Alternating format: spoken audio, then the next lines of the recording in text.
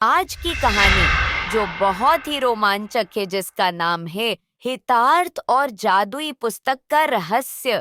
बहुत समय पहले की बात है। एक छोटे से गांव में हितार्थ नाम का एक बुद्धिमान और दयालु लड़का रहता था। हितार्थ को कहानियां पढ़ने और नई जगहों की खोज करने का बहुत शौक था। एक दिन उसे गांव के पुराने पुस्तकालय में एक बहुत ही प्राचीन और जादुई पुस्तक मिली।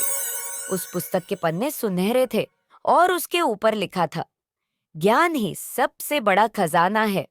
हितार्थ ने जैसे ही पुस्तक को खोला, उसमें से एक चमकदार रोशनी निकली और एक जादुई आवाज आई।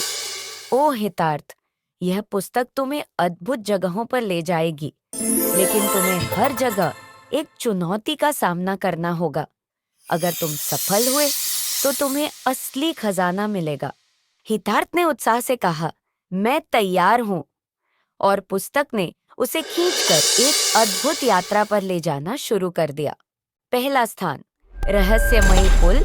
हितार्थ खुद को एक गहरे जंगल में पाता है।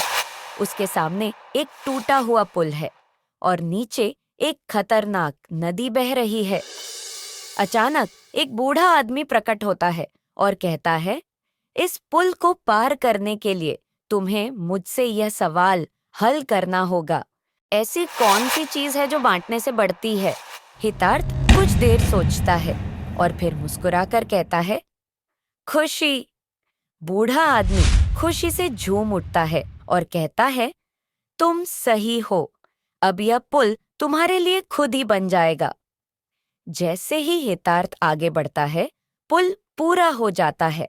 दूसरा स्थान, चतुराई की गुफा। अगला स्थान एक अंधेरी गुफा थी जिसमें 4 दरवाजे थे।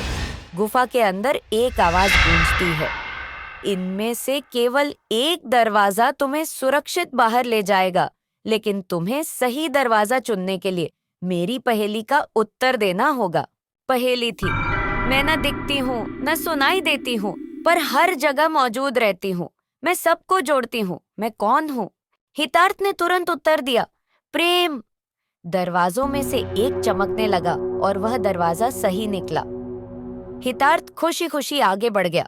अंतिम स्थान, जादुई पेड़। अब हितार्थ एक खूबसूरत बगीचे में पहुंचता है। वहां एक विशाल पेड़ है जो सोने जैसा चमक रहा है। पेड़ ने कहा, तुमने अब तक बुद्धिमानी और साहस दिखाया है। अंतिम चुनौती यह है कि तुम अपनी सबसे बड़ी इच्छा बताओ, लेकिन वह केवल तुम्हारे लिए नहीं होनी चाहिए। हितार्थ ने कहा, मैं चाहता हूँ कि दुनिया में हर कोई खुश रहे, एक दूसरे की मदद करे और कोई भी अकेला महसूस न करे।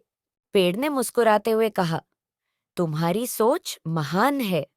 यह पुस्तक तुम्हें जीवन भर ज्ञान देती रहेगी। तुम जहाँ भी जाओगे वहाँ खुशियाँ फैलाओगे।